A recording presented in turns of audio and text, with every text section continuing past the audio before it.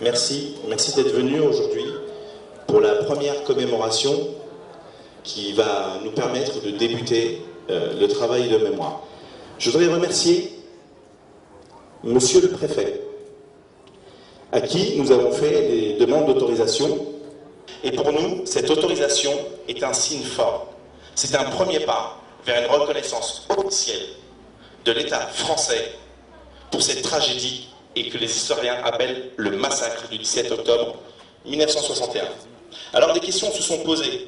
Est-ce qu'on était revanchards? Est-ce qu'on était haineux? Et on a donné toutes les garanties. Toutes les garanties. On leur a dit, nous sommes ici dans un climat de paix et d'amour et de fraternité, et j'insiste bien. Et c'est pour ça que j'aborde avec fierté ce pins pour l'amitié, l'amour et la fraternité entre nos deux patries. Je voudrais remercier la présence de M. Dera et de M. Benalmam, consul adjoint représentant M. le consul général d'Algérie au consulat de Créteil, et aujourd'hui, par leur présence, le peuple algérien, la République populaire démocratique d'Algérie est à nos côtés.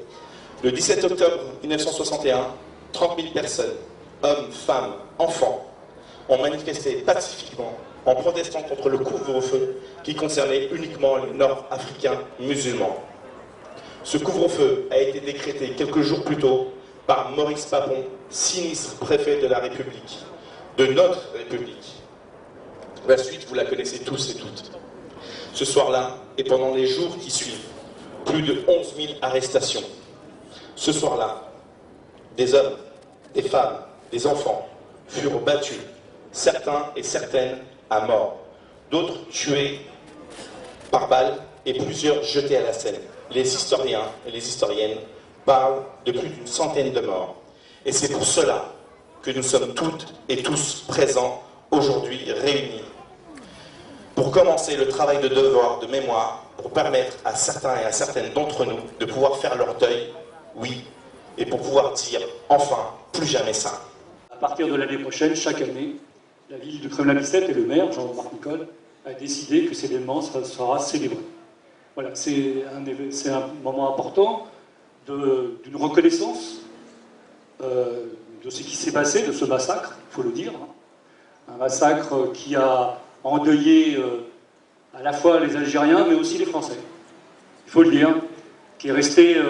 Cette manifestation, ce genre de manifestation, c'est permettre d'éveiller les mémoires, de rappeler l'histoire, de faire en sorte qu'on se rappelle de massacres qui ont été perpétués par le gouvernement français avec de hauts fonctionnaires de la République et essayer de trouver le chemin de la réconciliation entre deux peuples, l'Algérie et la France. Le 17 octobre 1961, une manifestation est organisée à Paris pour condamner le couvre-feu et la politique discriminatoire mise en place par le préfet de police, Maurice Papon.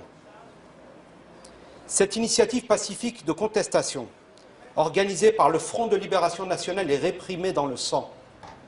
Des milliers d'Algériens sont arrêtés, torturés et parqués dans des camps de détention.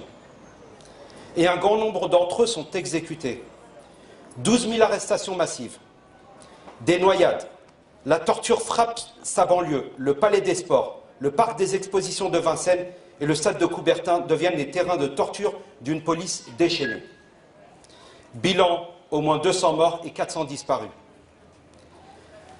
La police de l'époque, aux ordres de Papon, traque l'arabe, avec une férocité sans nom à Paris. Ce travail sur la mémoire ne vise pas à attiser les haines, mais au contraire, à assumer le passé, à nous aider à sortir définitivement des rancœurs, à accepter de vivre ensemble dans l'estime réciproque et le respect de l'identité de chacun, à donner le sentiment que nous sommes tous des enfants de la République, à égalité de droits, quelles que soient les origines. Ma présence aujourd'hui, elle est nécessaire auprès des amis d'Orly qui permettent justement à ce que ce rassemblement puisse être possible. C'est une première ici à Orly. Je pouvais me présenter sur d'autres villes qui ont déjà une place, qui a déjà une plaque et qui commémorent de manière régulière, enfin tous les ans en tout cas. L'idée, c'est d'aller dans des villes où justement il n'y a pas de place du 17 octobre, mais aussi pour faire de la pédagogie, pour expliquer aux enfants d'Orly et d'ailleurs cette tragique nuit du 17 octobre de ces Algériens qui demandaient justement une égalité de traitement puisque le couvre-feu ne concernait que les Algériens. Et il faut rappeler aussi qui était aux commandes, c'était le préfet Papon, tristement célèbre hein, puisqu'il avait aussi déporté des enfants et il avait été d'ailleurs condamné pour ça et pas pour le 17 octobre 1961. Mais il est nécessaire d'expliquer aux enfants ce qu'il s'est passé. Il faut que la République puisse regarder son histoire dans les yeux et qu'elle puisse aussi admettre les erreurs qui ont été commises. Ça, c'est vraiment une nécessité pour pouvoir justement tourner la page, pour que cette nouvelle génération puisse se rendre compte que sa culture, la culture de ses parents n'est pas en opposition avec sa culture à elle. Ce que ça a représenté, en tout cas, c'est un premier pas vers le travail de devoir de mémoire que nous avons demandé avec ce collectif.